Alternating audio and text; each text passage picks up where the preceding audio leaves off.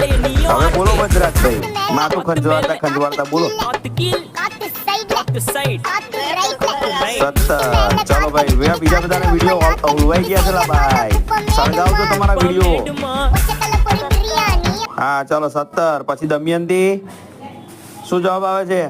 ફરી રિપીટ કરું છું પ્રશ્ન. ભૂરા પાસે કેટલીક ચકલી અને કેટલાક ઘોડા છે? જો ચકલી અને ઘોડાના કુલ માથા 30 હોય અને કુલ પગ 90 હોય તો ચકલી કેટલી હોય? બરાબર છે. ચાલો ફરી એકવાર પ્રશ્ન રિપીટ કરું છું, સાંભળજો. જીઘા પાસે કેટલાક પોપટ અને કેટલીક બકરી છે? જો પોપટ અને બકરીના કુલ માથા 20 હોય ને કુલ પગ 56 હોય તો બકરી કેટલી હોય? શોધો.